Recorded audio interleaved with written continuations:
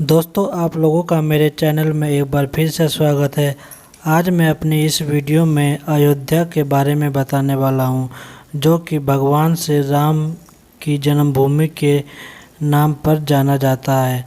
अयोध्या जो है भारत की प्राचीन नगरियों में से एक माना जाता है। भारत की प्राचीन नगर में से एक अयोध्या हिंदू पौराणिक इतिहास में सबसे पवित्र सप्तपुरियों में से अयोध्या, मथुरा, हरिद्वार, काशी, अवंतिका और द्वारका को शामिल किया जाता है।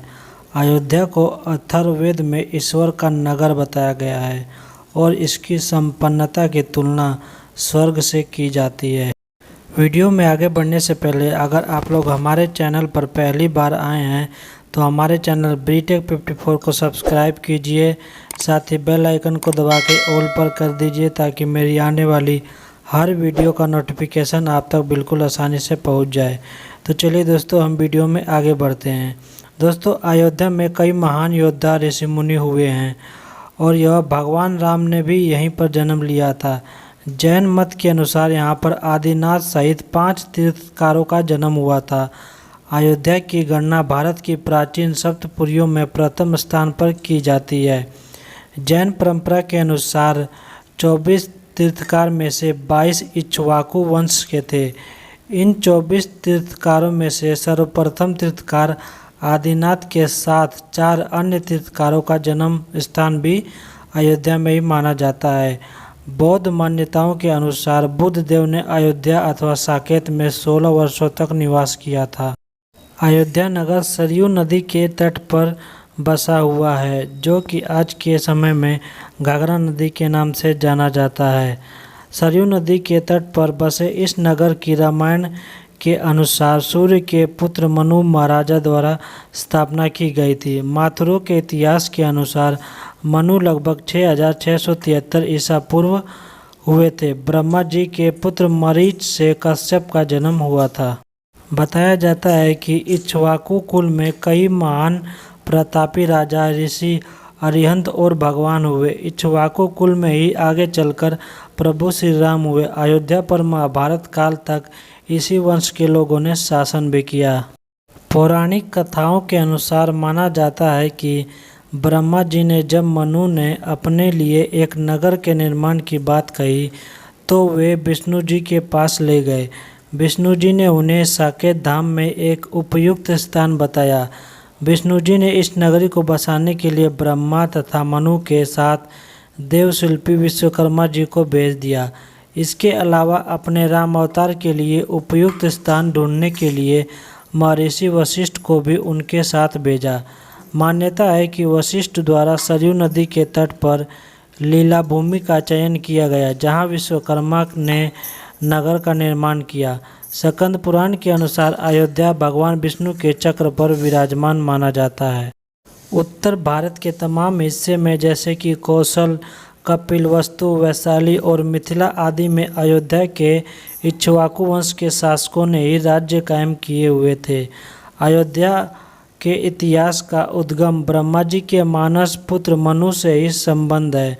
जैसे प्रतिष्ठानुसार यहाँ चंद्रवंशी शासकों की स्थापना मनु के पुल एल से जुड़ी है। उसे शिव ने श्राप ने इला बना दिया था। इस प्रकार अयोध्या और उसका सूर्यवंश मनु के पुत्र इक्ष्वाकु से प्रारंभ हुआ था। भगवान श्री राम के बाद लव ने श्रावस्ती बसाई और इसका स्वतंत्र उल्लेख अगले 800 वर्षों तक मिलता है। कहते हैं कि भगवान श्री राम के पुत्र कुश ने एक बार पुनः राजधानी अयोध्या का निर्माण करवाया। इसके बाद सूर्यवंश की अगली 44 पीढ़ियों तक इसका अस्तित्व बरकरार रहा। रामचंद्र से लेकर द्वारपालीन महाभारत और उसके बहुत बाद तक हमें अयोध्या के सूर्यवंशी इक्ष्वाकुओं के उल्लेख मिलते हैं। अयोध्या रघुवंशी राजाओं की बहुत पुरानी राजधानी थी। पहले यह कौशल जनपद की राजधानी थी। प्राचीन उल्लेख के अनुसार इसका क्षेत्रफल 96 वर्ग मील था। वाल्मीकि रामायण के 5वें सर्ग में अयोध्यापुरी का वर्णन विस्तार रूप से किया गया है।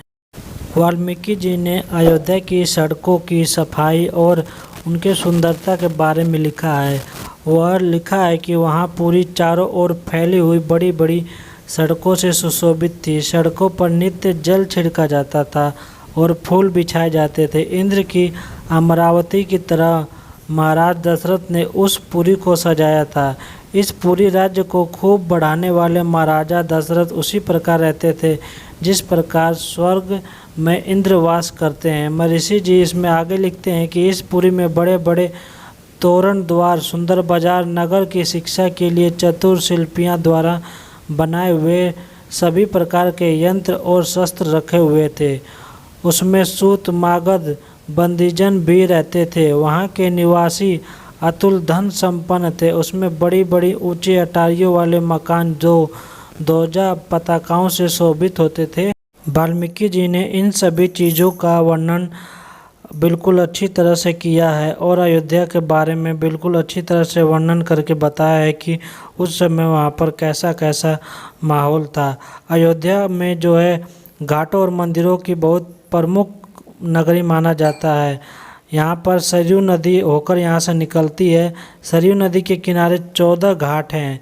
इनमें से गुप्त द्वार घाट, केकई घाट, कौशल्या घाट, पाप मोचन घाट, लक्ष्मण घाट, इन सभी घाटों पर लोग दूर दूर से स्नान करने के लिए आते हैं और भगवान की जन्मभूमि अयोध्या की नगरी को लोग देखने के लिए आते हैं। दोस्तों, यह नगरी, यह स्थान रामदूत हनुमान के आराध्य प्रभु श्री राम का जन्म स्थान है। राम एक ऐतिहासिक महापुरुष थे और इससे पर्याप्त प्रमाण यहाँ पर है कि शोधकर्ता के अनुसार बताया जाता है कि भगवान राम का जन्म 5114 ईस्वी पूर्व हुआ था। चैत्र मास की नवमी को राम नवमी के रूप में मनाया जाता है। कहते हैं कि 1528 में बाबर के सेनापति मीर बकी ने अयोध्या में राम जन्मभूमि पर स्थित मंदिर तोड़कर बाबरी मस्जिद का निर्माण करवाया। लेकिन फिलहाल अभी इसका मामला शांत हो चुका है और फैसला आ चुका है, जो कि अब वर्तमान समय में अयोध्या में राम मंदिर का निर्माण शुरू किया जा चुका है और यह 1 जनवरी तक लगभग तैयार हो जाएगा और सभी लोग राम मंदिर के दर्शन कर सकेंगे। दोस्तों, यह वीडियो अयोध्या के बारे में है और अयोध्या के इतिहास के बारे में कि कैसे अयोध्या नगरी का निर्माण हुआ और अयोध्या नगरी किस प्रकार बसाई गई और यहाँ पर प्राचीन समय में किन किन राजाओं का शासक रहा है। वैसे तो अयोध्या नगरी मुख्य रूप से भगवान श्री राम के नाम से जानी जाती है, उनके जन्मभूमि के नाम से जानी जाती है। तो दोस्तों, उम्मीद करता हूँ कि यह वीडियो आप लोगों को पसंद आई होगी। वीडियो पसंद आई तो वीडियो को लाइक कीजिए। चैनल पर पहली बार आए हैं तो हमारे चैनल को सब्सक्राइब कीजिए, साथ ही बेल आइकन दबाइए ताकि मेरी आने वाली हर वीडियो का नोटिफिकेशन आप तक बिल्कुल आसानी से पहुँच जाए। तो चलिए दोस्तों, मिलते हैं हम किसी नेक्स्ट वीडियो में।